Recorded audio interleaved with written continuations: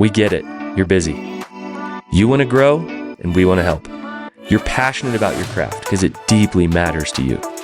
Your faith is important. It's your foundation. At Stay Forth, we coach leaders to avoid burnout, live and lead with clarity, purpose, and from a place of health. We want you to experience long-term impact. Welcome to the journey.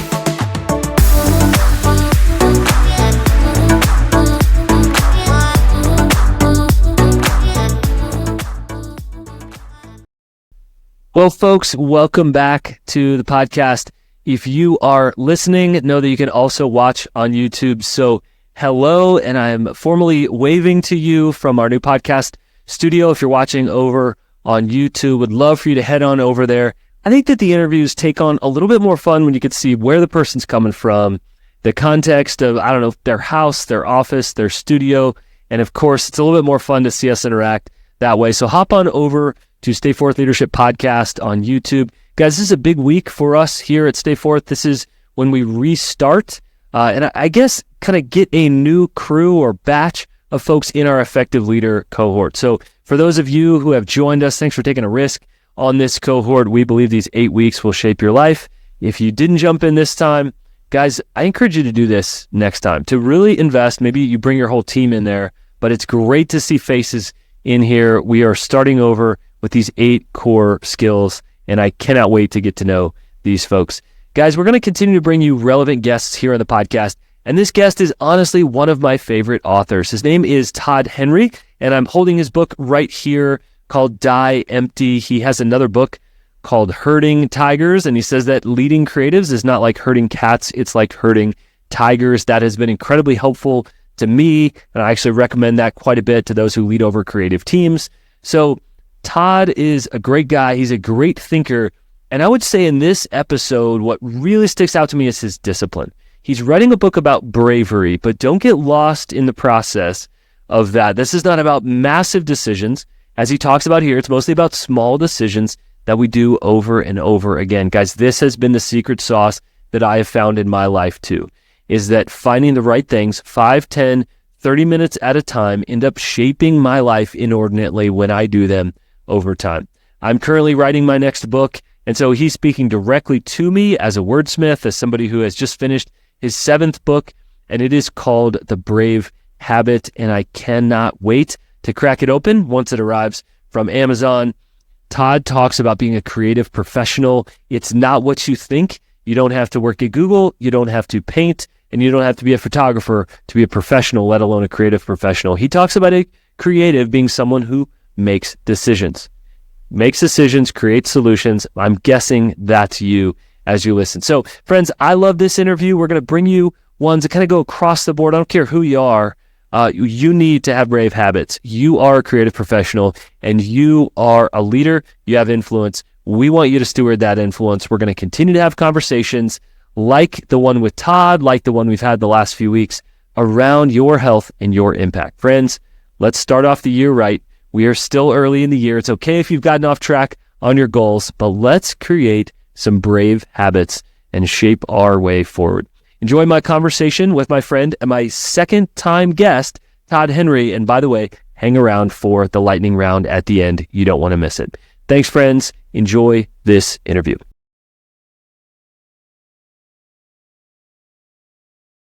Todd, welcome back. Thank you so much. It's so good to be here. Thanks for the invite. Yeah, absolutely. So fair warning, when somebody comes on more than once, and that's you, we have a lightning round at the end. So we kind of want you to live in fear just a little bit for what is coming at the ominous end of the lightning round. I've always loved your stuff. Love the way you think about creativity, being a creative pro. I want to talk about that. But first of all, man, congrats. This is launch week. Right now, the book has just come out. We're going to dive into that here in a little bit, but I wanted to discuss first the name change. So you have been Accidental Creative Everything as sort of your brand for many years. Why the switch to Daily Creative? Yeah, we actually did an entire episode of Daily Creative about this that's releasing this week, the same week as the book launch, and told the whole story. But I started Accidental Creative in 2005, And it started because I was leading a creative team. I was a creative director and was really struggling with trying to keep my team, focused, and people were like burning out. And I was trying to figure out, okay, how do I manage that?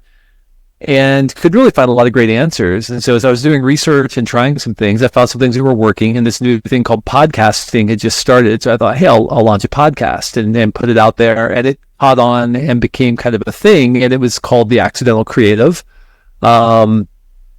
And that obviously grew into a brand that became a book that then became, a series of books. Now I'm on my 7th book.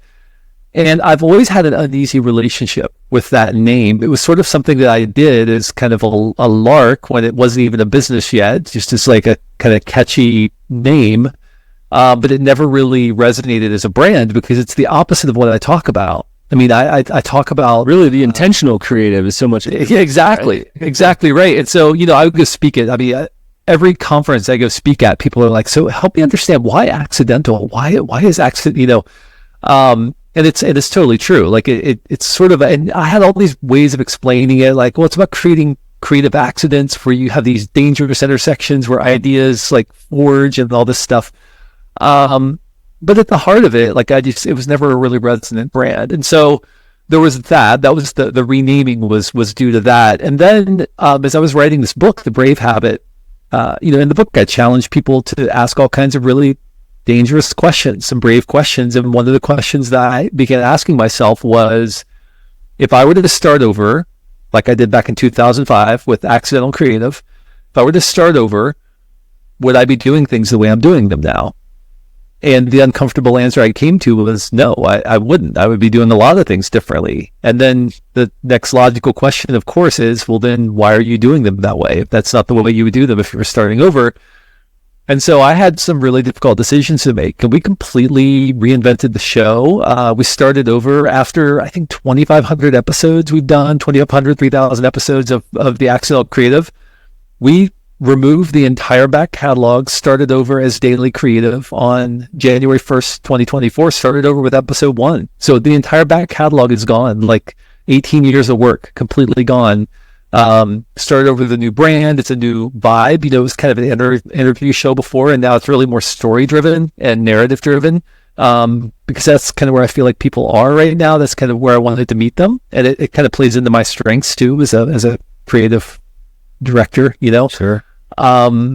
So it was a really difficult thing. And with that, as with a lot of sort of brave decisions, comes a cost. In this case, we forewent advertising during this new season, which was not an insignificant amount of money. I mean, that's a really nice salary for someone that we're intentionally foregoing in order to do this, but we just feel like it's the right thing. So we're completely reinventing the business, reinventing the brand, reinventing the show, all the things I've been doing for 18 years. But I couldn't be someone putting out a book called The Brave Habit that's challenging people to do brave, courageous things with their work and not be willing to pursue brave, courageous things with my work and sort of put my actions where my mouth is. I would have been the biggest hypocrite in the world. And so in some ways, writing this book sort of became the genesis for a lot of things I didn't anticipate. And that's kind of what I'm hoping will happen for people who read it as well.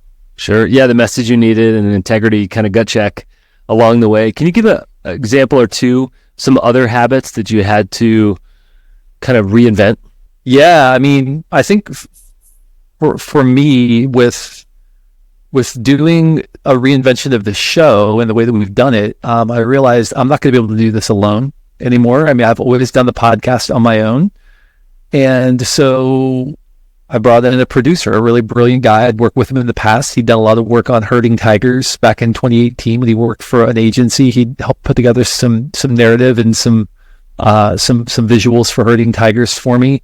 And I thought, hey, this would be great. We'll work on this together. He's kind of a story expert and kind of has his own company doing story work. And so probably one of the biggest habits I had to change was realizing I have this really nice, comfortable thing I've been doing by myself for 18 years. It's really nice and profitable and it's great, but I can't do this on my own. If I want to get where I want to be, I'm going to need other people around me. And so that was a habit that I had to change. The thing of like, I have complete control. I'm in command and control of everything, every decision. Faster, a little bit easier. Yeah, it's a lot faster. I mean, seriously, it would take me, I always sort of joked that I could, record and release an entire podcast episode in like 45 minutes, like have it ready to go. It's just not the way it works anymore. And so I didn't want to do that. I didn't want it to be fine. I wanted it to be great, which means I need to lean into the talents of other people. And that's a habit. It's a habit to be willing to lean into, or to develop the capacity to lean into other people. So that's definitely something I had to change as a result. And why Bravery? Why'd you choose to write on Bravery right now? So in 2013, I released a book called Die Empty. And that book... Great one, by the way. Love it. Recommend it to all you listeners. Solid. I believe it's in the yellow stack right behind me if you're watching on YouTube. Oh, fantastic. Sold lots of copies. It was my second book. Sold lots of copies. Was read all over the world, translated to a bunch of languages. I spoke about it all over the world. And there was one topic I overlooked in that book. I talked about all these places you can get stuck and all the things that can happen and how you need to push through these places and how to identify them. But the one thing I didn't talk about was probably the most important topic, which is how do you find the courage to do these things that are very countercultural? And where does that courage come from? So I started thinking about courage, and I thought, well, I'm not really talking about courage. I'm actually talking about bravery, because we love to talk about courage. Be more courageous, have courage, go, be courageous, do the courageous thing. And we hear this, lead with courage. And that's fine. I mean, there's nothing wrong with that. Courage is a virtue, certainly. But telling somebody to be courageous is a little bit like telling them to be a couple inches taller or, jump a little higher. I mean, it's like, you can tell me that all you want, but it's, how do I muster that up? Bravery, on the other hand, is a decision. I can see somebody do something and say, I can't look at somebody and say that person's courageous, but I can look at them and say that was very brave. What they just did was very brave, right? And so it's my belief that bravery is the active form of courage. It's courage deployed in a moment of need. And so what I wanted to do was in some way begin to demystify some of the dynamics that lead to brave action, because we can see brave action. We can tell when people are acting bravely. And what I discovered is that, really in those moments when people do things that seem almost like those outlier moments when people accomplish something or do something or say something or introduce something or build something that is an outlier, it's usually because they exhibited bravery in some capacity. They had to act bravely in the face of uncertainty. So I wanted to figure out, what is it that causes people to do that? What are the conditions when bravery is likely to occur? And I came to some pretty compelling answers. I started writing this in 2016. And in that time, since 2016, I released Louder Than Words. I released Herding Tigers. I released The Motivation Code. I released Daily Creative. So I've been working on this book over the span of about 4 other books I've written, because I wanted to get to the real essence of it before I released it. And as a testament to that, it's the shortest book I've ever written. It's about 156 pages, but it's very dense, and it's not, there's not a lot of fluff, there's not a lot of stories. It took me a long time to get down to 156 pages, which is way harder than writing 300. Way harder, because it would be much easier for me to say, well, it could also be this or this or this, or it could be these things, or look at these stories of people, and what about this, right? It's much harder to just get it down to the basics and give people something really practical they can read in 2 or 3 sittings, and then go apply. And that's really what I wanted this book to be. And that's even a brave decision right there. I work with some writers developing their book, and they'll say, I got 90,000 words. And they're like, start shopping. And that is, it's hard to kill your darlings. And it's hard to, what if they say this and there's a tangent on the side, I'll cover this. It's like, well, then you can have a conversation about it. So it strikes me that that's even a brave decision, to write a shorter amount on something that people have written a lot about over the years. And you obviously have a unique angle on. So excited to pick it up. Well, thank you. Yeah, it's interesting. I was once in a room at Portfolio, which was my publisher for my first 5 books. And Adrian Zackheim, who is a legend of the publishing world, came in, and we were talking about my book, Die Empty, actually. And I was kind of at an impasse. I was a little bit stuck writing this book. And I was talking through with my editor, and we were kind of trying to work it through. And Adrian came walking in and he said, what's going on? We explained. He said, are you trying to write the perfect book for every person in every situation? And I was kind of like, maybe, no, maybe, I don't know. And he said, you can't do that. He said, you need to write a book that's going to be useful to most people most of the time. That's the book you need to write. Good. And I thought, man, that is a really, because I think we become paralyzed, like you said, by all those contingencies. We become paralyzed by, well, I need to make sure that it doesn't, discount this, or it doesn't overlook that, or whatever. And it's like, no, just get to the governing dynamics and write about those. And then people are smart. People who are reading books are smart, right? Like they're going to fill in the gaps. You don't have to spell everything out for people, but just treat them like they're smart and give them the governing dynamics, and they'll connect the dots in their own world, and they'll chew the meat and spit away the bones, right? Like you don't have to hold people's hand. People are smart. And so that was really good advice. It actually served me well for all of my other books. Now this is my 7th book, and really it served me well because I realized I don't have to be all things to all people. I can just be most things to most people most of the time. And that's really my job as a writer. That's good. I'm in my writing process for my next book. So, thanks for the writing coaching here on the fly. Is there one brave habit that leaders you think especially need right now in the context of this moment? Yeah, listen, we're all facing uncertainty right now. And I think one of the things that concerns me the most culturally is that I see going on, and I see it inside of organizations, I see it culturally, I see it politically, I see it inside neighborhoods, I see it in, small groups of people who are, organizing in some way, is that it's much easier in this world of distributed responsibility to allow somebody else to be the person to say the hard thing, or to be the person to say, hey, I think there's something wrong here, or hey, I don't think what you just said is actually true. It's so much easier to let other people do that. And, in the book, I sort of play off this dichotomy between the coward and bravery. And inside of you lives a coward, and that coward is fed every time you choose to do the easy thing, to take the path of comfort. Now, that doesn't mean that you should speak up every time, but if you feel compelled to speak up, you should at least pay attention to that hunch, to that notion. And there should be a really good reason why you don't. I think we often conflate cowardice with wisdom. Oh, would it be better if somebody else did, or it's not really my place to do it, or maybe I'll wait and see if it just passes. That would be a better situation. Sure. Or and so we conflate cowardice with wisdom, and we excuse it as wisdom, when actually it's just cowardice. It's us not rising to the moment.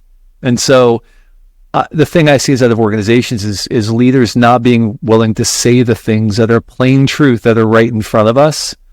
They're not willing to say it. They're not willing to speak it. They're not willing to have that conversation. And the net result is then trust erodes within the organization, because everybody can see what's going on, but nobody's talking about it. And so they don't believe anything you say. It's not the big things we do that tend to erode trust. It's the little things that we do. It's the small things that we overlook, or the places where we don't step up as leaders that erode trust more than, like most people aren't overtly lying to their team, right? Or overtly embezzling money or something from their company. It's little things that erode trust. When people look at you and say, I don't really know if that's a person that I'm willing to take a risk on, because they don't seem to really be willing to take any risk on behalf of us or whatever. So yeah, I think that's really the big thing that I'm seeing right now. So true. I saw I remember talking to a leader who could not trust the leader of that organization because he didn't park in the staff parking lot and parked in the no parking right next to his office. And it was like, if he's going to cut that corner, what other corners? The smallest thing. And somebody could say, not a big deal, come on. But I just think people are watching, people are skeptical, people are looking for integrous leaders, and it's so true. And so maybe if bravery is this capital B bravery to do massive things, like, who am I? What brave thing do I have? But maybe it's getting up and doing your work and being consistent. And like you say, speaking out. Man, excited to crack this one open. I want to talk about being a creative professional. You put those words together, and yet many times they're separated. What kind of stands in the way of someone viewing themselves both as creative and a professional? Well, I think we often conflate creativity and art. So people think that, oh, I'm not creative because I don't make music, or I don't paint paintings, or I don't write books, or I don't do these kinds of things. But that's not what creativity is. Those acts are certainly creative, but they're art. Creativity is problem solving. So if you have to solve problems, you're a creative. And if you do that for a living, you're a creative professional. And so I think that's one of the things that gets in the way, is just people don't see themselves for what they are. Now, once you adopt and begin to live out that moniker of creative professional, then you're open to an entirely new set of dynamics and pressures. If you solve problems for a living, you probably don't solve problems on your own time, on your own budget. Whenever you get around to it, it's fine. Just come up with a good solution. Let me know when you arrive at something. No, it's usually like, we need this solved by next Tuesday at 10 p.m. or 10 a.m. for the client meeting. And if you don't have it solved, then you're going to lose your job, right? Well, how do you know when that idea is going to come? How do you know when the problem is going to be solved? How do you know when you're going to have the breakthrough, the aha moment? You don't. So that creates all of this tension and pressure. And then multiply that by what? 2, 3, 5, 7. How many projects do you have going on where you need that breakthrough at any given point? And you have to do it with other people who have different opinions about things, and you're waiting for information and all that. So these are just a few of the kinds of dynamics that exist that we're really not wired for. I mean, if you look at the grand scope of human history, what did we do? I mean, we basically farmed. Once we were civilized, we farmed. Before that, we just walked around with sticks and tried to kill things and eat them. There were problems to solve, but we weren't inventing and making and solving problems and sitting on our rear all day, thinking about things and collaborating and dealing with all those pressures. We weren't doing that. And so this is new in the history of humankind, that we've had these kinds of unique pressures that we have right now. Not solving a problem thousands of years ago meant you were going to be eaten by a saber-toothed tiger, right? Not solving a problem now means you could lose your livelihood, or, you could lose your reputation, or whatever it is. So we're not really equipped to deal with some of these pressures. Right. And so we have to build some practices in our life. And that's what I've been teaching for 18 years now. Is you have to build practices in your life to prepare you for those moments. You can't just wing it. You can't rely on talent. Talent will get you in the game, but your practices keep you at the table. Right? That's what your practices do for you. Man, a bunch of different directions we could go with that, but that's gold right there. What are you, other than this topic of bravery, what are you thinking about these days? What are you investing your precious attention on these days? So I actually am writing 3 books right now. Actually, I'm working on 2 now. I was writing 3 until The Brave Habit got to a point where I'm no longer working on that one. I'm working on 2 other books right now. One of them is on where ideas come from and how to spot a great idea. And the other one is on simplicity, but not simplicity in the way we think of it. Simplicity, as we typically talk about it, is simplify your life and just, try to achieve that state of workplace nirvana. That's not the kind of simplicity I'm talking about. What I'm talking about is, how do we ensure as an organization that our objectives and our incentives are aligned? Right? That's an area of unnecessary complexity in a lot of organizations. We say we want one thing, but we incentivize another. Well, that's complexity that we have to deal with. What if our objectives and our incentives were aligned? Suddenly people have a much more simple view of what success looks like. And so I've been really thinking about stuff like that. I work with a lot of leaders, so really sort of helping them figure that stuff out. And then on the idea front, I think that's the big question I've always wanted to answer, is how do you know when an idea is good versus when it's not, when it's bad? And so that's kind of the other big question I've been asking in the other book I've been working on. You're going to save us a lot of time in the next season of our ideation. I want to talk about words. You are a wordsmith and a great question asker, hard to come by these days. What's your process for honing down your words? Are you talking about the written form or in the spoken form? Yes. If it's different, share both sides of that. Well, so I'll tell you what it is, I think. I spend a tremendous amount of time doing nothing. And define this nothing you speak of. Yeah. In the morning, the first thing I do is I sit and I have a cup of coffee and I eat my breakfast and I sit in a chair in my office over in the corner.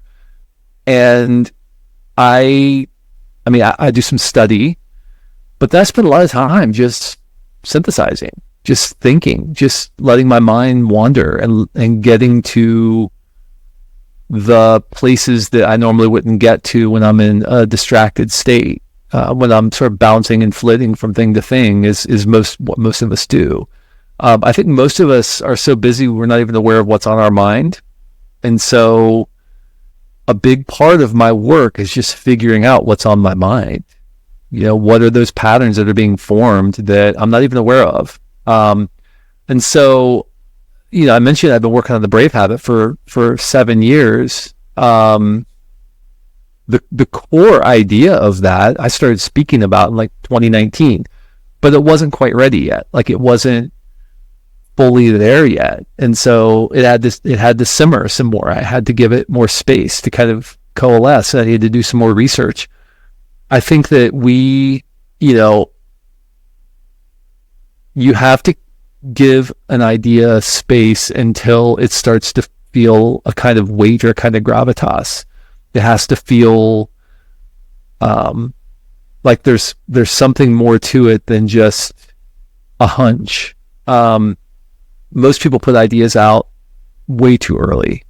And what I mean by that is something excites them, and so they put it out, but they haven't really given it the time necessary to really get to the essence of what that idea is. It doesn't mean you shouldn't share your ideas with other people, but I think you have to be really careful to make sure that you're sharing the thing that it's supposed to be, because if you share it too soon, sometimes it won't have the impact that you want.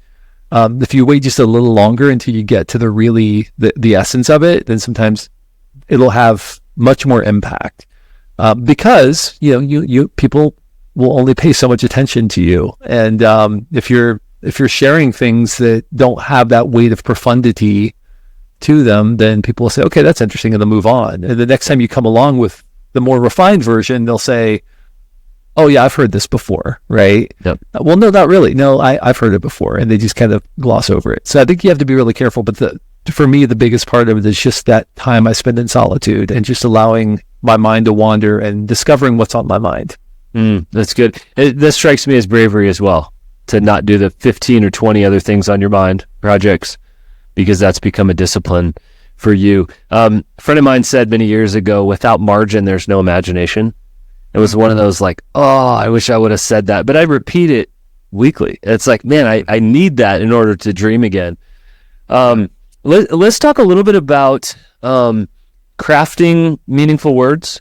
There are a lot of people that will ask me, how do I, whether it's the 90,000 words down into the 45,000, whether it's, man, how do I take these 3 pages and put them into a 1-pager in that? How do you do that process of sort of chipping away to make sure that the words have punch and that they're great?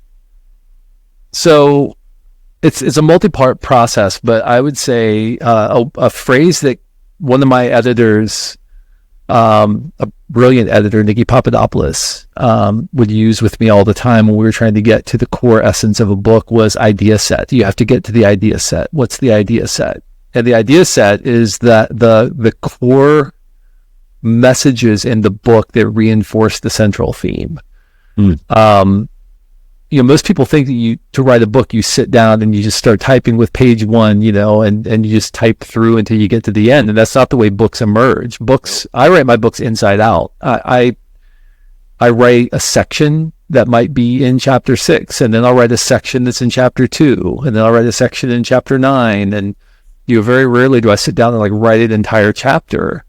And I do that for a reason. It's because I have, from the start, a really clear set of ideas that I'm exploring. I have that idea set in place, and then I kind of write around that idea set. So that, for me, that would be the advice I have for people is like, don't think of a book as a sequence of chapters. Think of it as a set of ideas, and they kind of form a circle and they all reinforce one another. And you have to get to that idea set and figure out like, what is that idea set that reinforces the theme or that gets you where you want to go. Man, love it. So much there. All right. The moment you've been fearing, Todd, the moment we've all been waiting for, the lightning round. Again, you get one free pass. Come on the podcast because this is your second time. We're going to make you a little uncomfortable. Or no, okay. We're going to have some fun with this. What's one guilty pleasure that you have in your life? One guilty pleasure is Trader Joe's sour jelly beans. Oh, all their desserts are so good. What's one piece of advice you regularly give to friends or to your kids? Well, I'll say when we would put our kids on the school bus, I'll go back a little ways because I have two kids in college and one that's almost graduating from high school. So we would say, work hard, have fun, and love other people. That's what we tell people. And I tell them when they get on the school bus. I still think that's good advice. Work hard, have fun, love other people. That's good. Other than having margin over coffee and breakfast in the morning, what's one habit that keeps your life together? Study. I mean, no question. In 2002, I developed a regimen of study, and that's still to this day the thing that keeps me, I think, collected intellectually, is that I'm constantly putting new ideas in my head.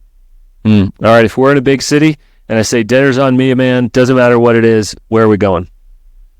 We're probably going to a steakhouse. Okay. I'm a meat and potatoes kind of guy. All right, there you go. What is one quote that you regularly say out loud to other people? There's a Thomas Merton quote I love, and I use it all the time when I speak, but it's a little long. So I'll use one from The Brave Habit, which is Khalil Gibran.